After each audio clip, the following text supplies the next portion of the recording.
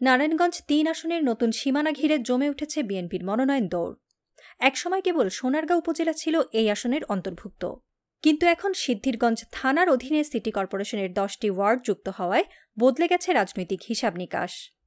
মনোনয়ন প্রত্যাশায় মাঠে নেমেছেন একাধিক প্রভাবশালী নেতা। বর্তমানে আলোচনায় আছেন অধ্যাপক মামুন মাহমুদ, মোহাম্মদ গিয়াস উদ্দিন, আজহারুল ইসলাম মান্নান এবং অধ্যাপক রেজাউল করিম।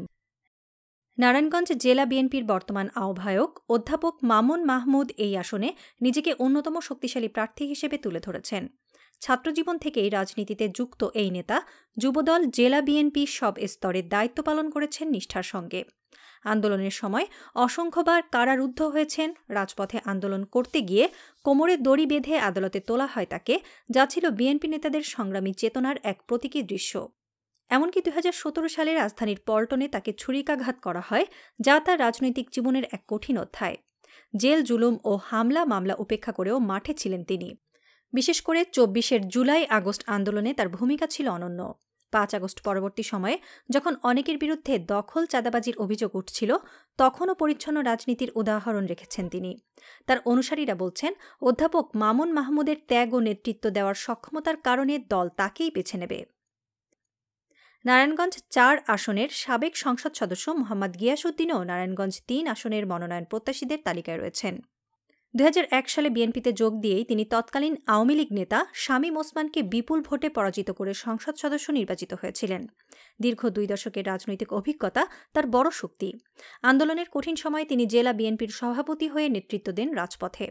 শামীম ওসমানের হুঙ্কার ও রক্তচক্ষুকে উপেক্ষা করে তিনি রাজপথে থেকে বিএনপির সকল কর্মসূচিতে সামনে থেকে নেতৃত্ব দেন। বারবার গ্রেফতার, কারাবাসের পর 2024 সালের জুলাই আগস্ট গণ আন্দোলনে তার নেতৃত্বে জেলা বিএনপি ছিল সবচেয়ে সক্রিয়।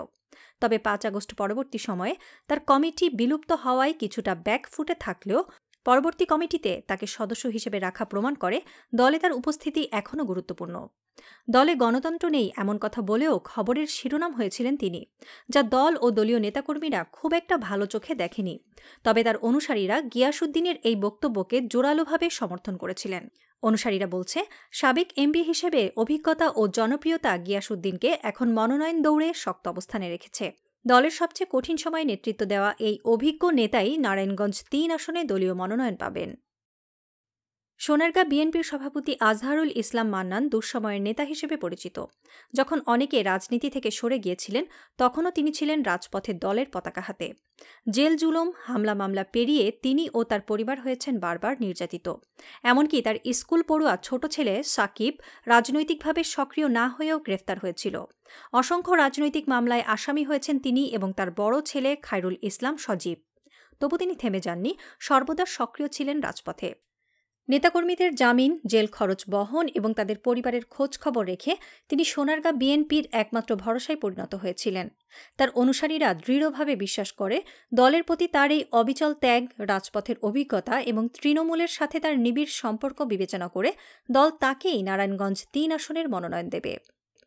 নারায়ণগঞ্জ 3 আসনের সাবেক সংসদ সদস্য ও প্রতিমন্ত্রী অধ্যাপক রেজাউল করিমও এবার মনোনয়ন প্রত্যাশীদের তালিকায় রয়েছেন। দীর্ঘ 17 বছর নিষ্ক্রিয় থাকার পর 5 আগস্ট পরবর্তী সময়ে রাজনীতিতে ফেরা রেজাউল করিম একসময় এই আসনের জনপ্রিয় এমপি ছিলেন। দীর্ঘ নিষ্ক্রিয়তার পর তার আকস্মিক সক্রিয়তাকে তৃণমূলের অনেকেই ভালো চোখে দেখছে না। তাদের অভিযোগ, তিনি দুঃসময়ে দলের পাশে ছিলেন না, এখন সুদিনের আভাস পেয়ে প্রার্থী হতে চাইছেন। তবে এসব সমালোচনা সত্ত্বেও তার সমাবেশগুলোতে উল্লেখযোগ্য সংখ্যক লোক সমাগম ঘটে, যা তার নিজস্ব একটি সমর্থক গোষ্ঠীর অস্তিত্ব প্রমাণ করে। তার অনুসারীরা বিশ্বাস করে, 4 বারের এমপি ও সাবেক প্রতিমন্ত্রী হিসেবে তার অভিজ্ঞতা ও জনপরিচিতি তাকে মনোনয়ন পেতে সাহায্য করবে। নারায়ণগঞ্জ 3 আসনে বিএনপির মনোনয়ন এখন জেলার সবচেয়ে আলোচিত রাজনৈতিক ইস্যু। একদিকে ত্যাগী ও সাংগঠনিক নেতা, অন্যদিকে অভিজ্ঞ সাবেক এমপি। সবাই এক প্রশ্নেই তাকিয়ে, কে হবেন ধানের শীষের প্রার্থী? শেষ পর্যন্ত কার হাতে উঠবে ধানের শীষ, তারই অপেক্ষায় সোনারগাঁও ও সিদ্ধিরগঞ্জের বিএনপি নেতাকর্মীরা। আশা করি আমাদের প্রতিবেদনটি আপনাদের ভালো লেগেছে। লাইক, কমেন্ট ও শেয়ার করে পাশে থাকুন। ধন্যবাদ।